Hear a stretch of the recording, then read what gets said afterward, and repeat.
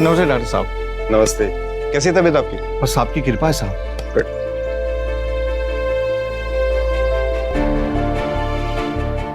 नमस्ते। अरे अरे अरे, अरे। कैसे हो आप? बैठो बैठो। हाँ। नमस्ते। डॉक्टर साहब मेरी पत्नी ठीक हो गई ना? मैंने तुम्हारी पत्नी का चेकअप कर लिया है, खुश हो जाओ, तुम बाप बनने वाले हो। शादी के 10 साल बाद ये खुशियां सुनने को मिली है डॉक्टर साहब। आपका बहुत बहुत धन्यवाद। आप भगवान से कम अरे, नहीं हो, अरे, डॉक्टर साहब। अरे क्या कर रहे हो? उठो उठो उठो। मैंने कुछ नहीं किया, ये सब ऊपर वाले का करिश्मा है। जाओ खुशियां मनाओ। जोई आ जाओ।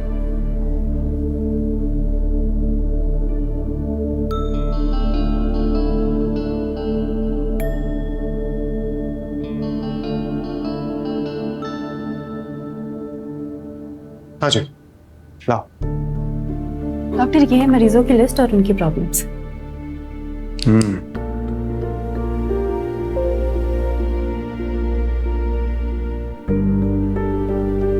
अरे वाह माँ जी, आपका बीपी तो एकदम नॉर्मल है। अब आपको दवाई खाने की भी कोई जरूरत नहीं है। जीते रहो बेटा, भगवान से हमारा दर्द देखा नहीं गया, इसलिए भेजा गया आपको। माँ जी, मैं तो सिर्फ अपना फर्ज निभा रहा हूँ, बाकी करने वाला सब ऊपर वाला है। आप पहले डॉक्टर हो बेटा, जिसके पास आदमी अपनी औरत को लेकर आता है औरतों वाली बीमारी ठीक करवाने, और मेरे लिए तो खुद भगवान हो आप। अरे क्या कर रही हो माँ जी? मुझे सिर्फ आपका आशीर्वाद चाहिए।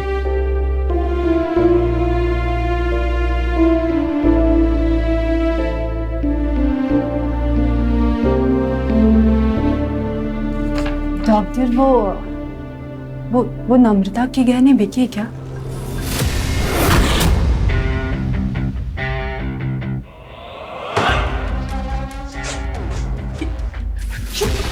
सावधान मत हो, समझे? मेरा दिमाग घूम गया ना तो तुझे फेंक कर नहीं छोड़ूंगा। मैंने बिक जाएगी तो तुझे तेरा हिस्सा मिल जाएगा, समझी ना?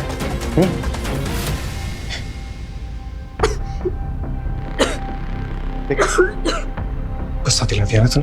हाँ? कितनी बार कहा मुझे गुस्सा मत दिलाया कर। जा, बाहर पेशेंट्स इंतजार कर रहे हैं। जा। जिंदगी देने वाला भगवान है और उसकी हिफाजत करते हैं डॉक्टर्स, और शायद इसीलिए हम भगवान के बाद दूसरा दर्जा डॉक्टर को ही देते हैं। लेकिन क्या हो अगर भगवान के वेश में कोई डॉक्टर शैतान निकले? ऐसा ही हुआ एक छोटे से कस्बे में, जहां रवि डांगे नाम के डॉक्टर को लोगों ने तो भगवान का दर्जा दिया, लेकिन इस नकाब के पीछे असली चेहरा था एक कातिल का, और उसने एक नहीं कई लोगों की जान ली। अब सवाल यह है कि ये डॉक्टर अपने पेशे से गद्दारी क्यों कर रहा था?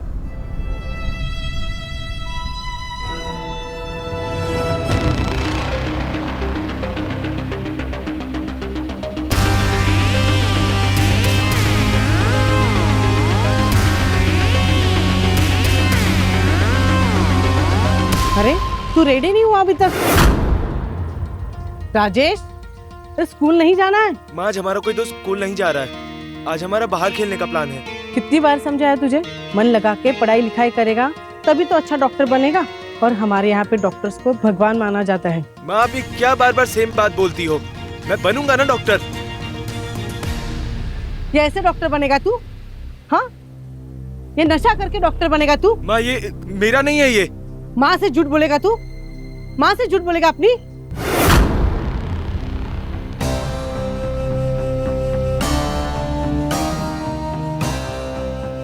ये मेरी माँ के जेवर हैं, अपनी बहू के लिए संभाल के रखा था उन्होंने।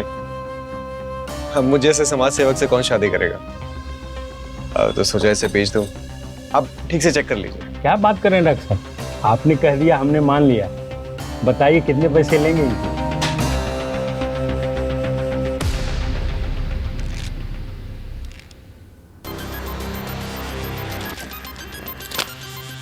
लिवर एनेस्थीसिया और स्ट्रोक होना चाहिए, समझी? जी और जितने भी पेशेंट हैं सबको एक एक करके भेजो अंदर। ओके।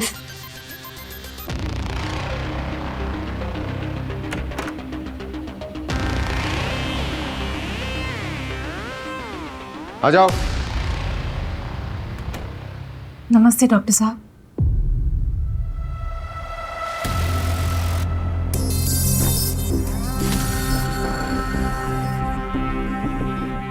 बेटी,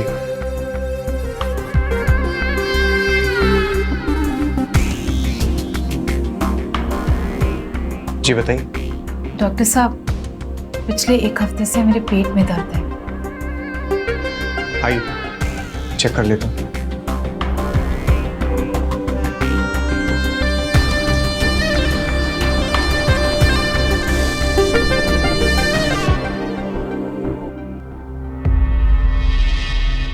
बताइए कहाँ दर्द हो रहा? अब यहाँ। यहाँ? जी।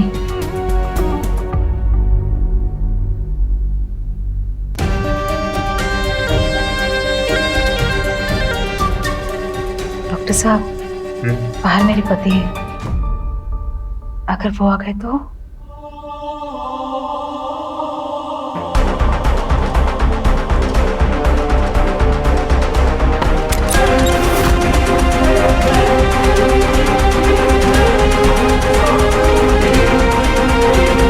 पर लौटाइए, मैं ठीक से चेक कर लेता हूँ।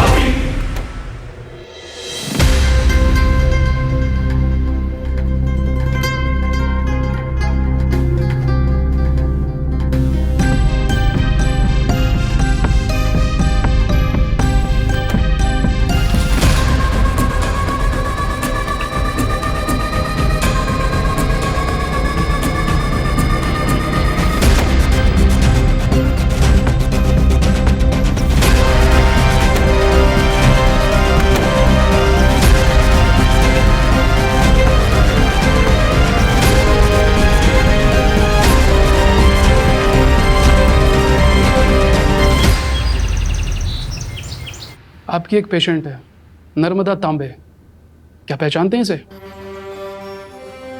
नर्मदा तांबे? हाँ, पेशेंट है मेरी। पिछले 2 हफ्तों से कहाँ पे है किसी को कुछ नहीं पता। अब बैठिए ना इंस्पेक्टर साहब, कैसे मदद कर सकता हूँ आपकी, बताइए। वो आखिरी बार तुम्हारे क्लिनिक पर आई थी, बता सकते हो कहाँ मिल सकती है? इंस्पेक्टर साहब, इस दरवाजे के बाहर पेशेंट कहाँ जाता है उसकी जिम्मेदारी मैं कैसे ले सकता हूँ? पिछले साल इस इलाके से ये लोग गायब हुए, जानते हैं इनको?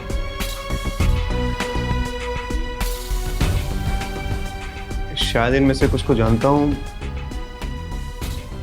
इस इलाके में सब पहचानते हैं मुझे। आप कहना क्या चाहते हैं? टोटल 13 लोग हैं, जिनमें से 8 आपके पेशेंट थे। मुझे पता है तुम मुझसे कुछ ना कुछ छुपा रहे हो। आज नहीं तो कल मैं सच निकलवा के रहूंगा। इंस्पेक्टर भीमराव,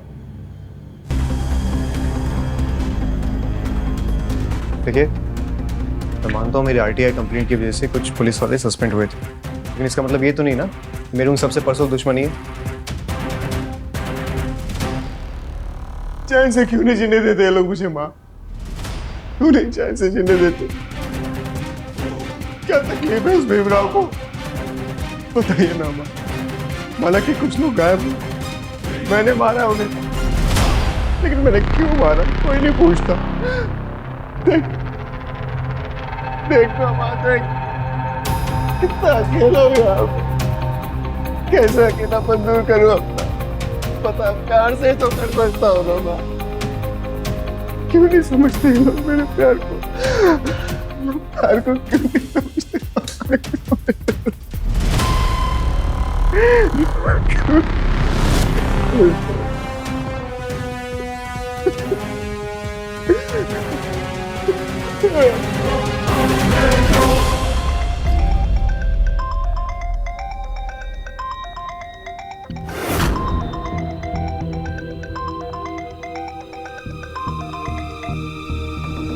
मुझे आपसे मिलना है, मैं अभी क्लिनिक आ रही हूँ।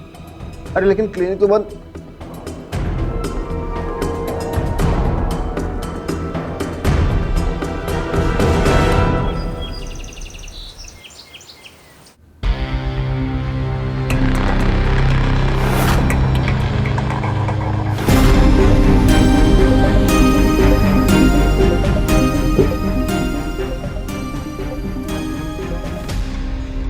खुशखबरी।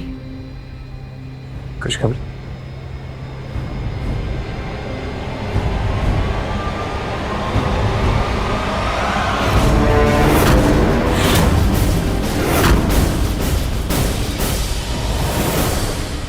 कुछ तो कीजिए, छोटा बच्चा है वो। ये आम बच्चा नहीं है। इसे जितना मर्जी समझाने की कोशिश कर लो, इसके दिमाग में से चोरी, बच्चों के साथ मारपीट, नशा करना और दूसरों के सामान पर हक जताने का ख्याल कोई निकाल ही नहीं सके। अब इसे मैं अपने स्कूल में और नहीं रख सकती। रवि, रवि, हाँ? क्या हुआ? खुश हो ना? खुश? अरे मैं बहुत खुश हूँ। तुम्हें बता नहीं सकता मैं कितना खुश हूँ।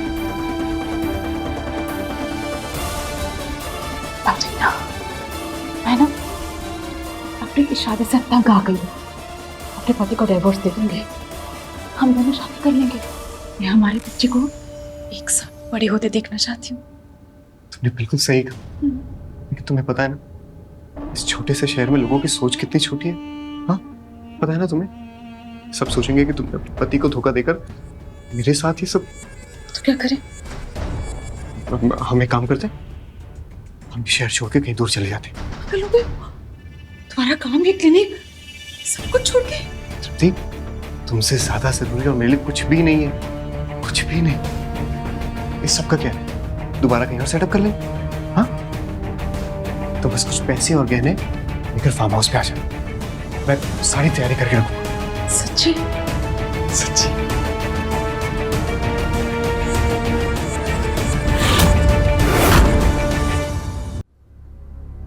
रवि, मैं भी घर जाती हूँ। मैं तुम्हें रात को मिलूंगी।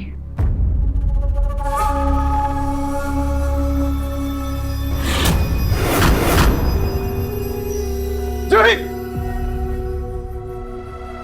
मेरे शीशे का वीडियो रेडी करो।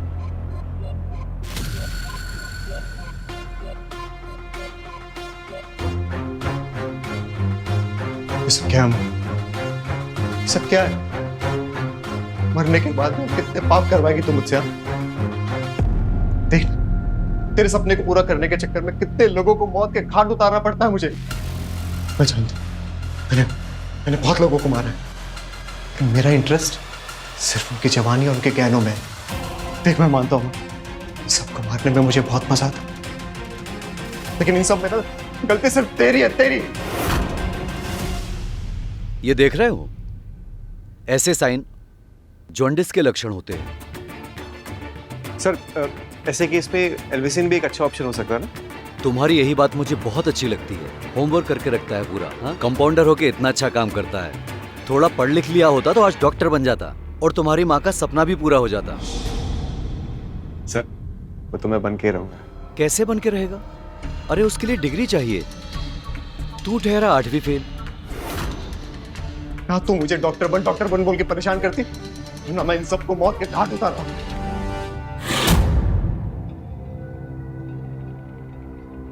मेरे सर्टिफिकेट के साथ क्या कर रहा है तू? जहां से मैं देख रहा हूं मुझे तो ये मेरा सर्टिफिकेट दिखाई दे रहा है। क्यों कर रहा है ये सब? क्या मिलेगा तुझे? ताकि मुझे नाम, पैसा और मेरी माँ मिले। ये जो धोखाधड़ी कर रहा है, यही तेरी माँ चाहती थी। इसी का तो सपना पूरा कर रहा हूं सर। आप देखते कि मैं इतना पढ़ा लिखा तो हूं नहीं कि मुझे ऐसी डिग्री मिल सके। हाँ, लेकिन आपने मुझे इतना सिखा जरूर दिया कि मैं एक अच्छा डॉक्टर बन सकता हूँ। और रही बात सर्टिफिकेट की, तो आज से ये सारे सर्टिफिकेट मेरे। मैं हूँ डॉक्टर राजेश डांगे। तूने कभी सोचा है तुम्हारी माँ तुम्हारे बारे में क्या सोचेगी? सर, अरे वो लोग कुछ भी सोचे, कुछ फर्क नहीं पड़ता सर। क्या बोला तू? इन हाथों से अपनी माँ को मार के आऊं। रुक, मैं अभी तुझे बताता हूँ। अभी पुलिस को फोन करता हूँ मैं।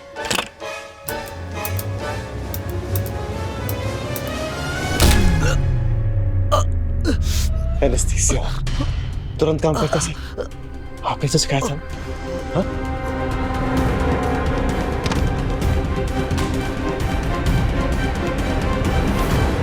तो देखना, आज फिर तेरे सपने को पूरा करने के चक्कर में एक और लड़की को मौत के घाट उतारना पड़ेगा। लेकिन सच बताऊं, ये सब करने में ना मुझे बहुत मजा आएगा, बहुत मजा आएगा, बहुत।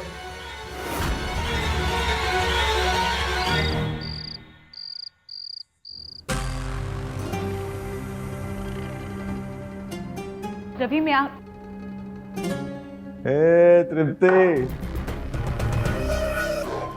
आ गई तुम? हाँ। ये सब क्या है? ये सब रियलिटी, सच्चाई कहते हैं इसे।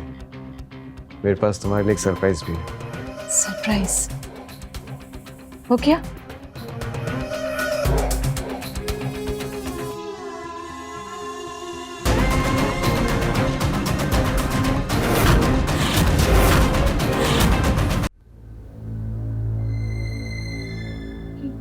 ये तुमने तो कहा था ना हम किसी को भी नहीं बताएंगे। अगर जूही को नहीं बताते तो तुम्हारा सफर आसान कैसे होता? मतलब? ये क्या कर रहे हो? इस इंजेक्शन से तुम्हारे मौत का सफर और आसान हो जाएगा। रवि छोड़ दो उसको।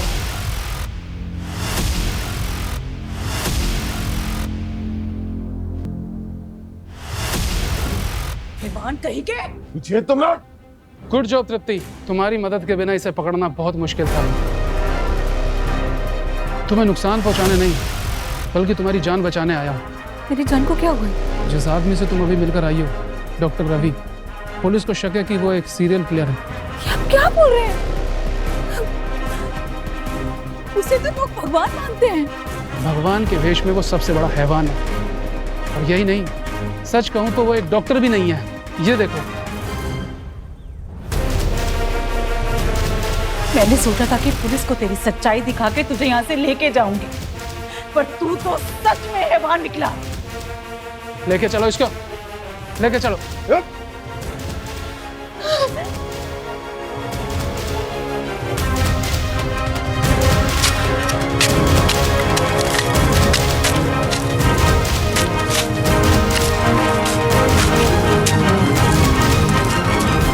रवि ने एक दो नहीं बल्कि 16 लड़कियों को जिंदा गाड़ दिया और जब वो पकड़ा गया उसे इस बात का पछतावा तक नहीं था।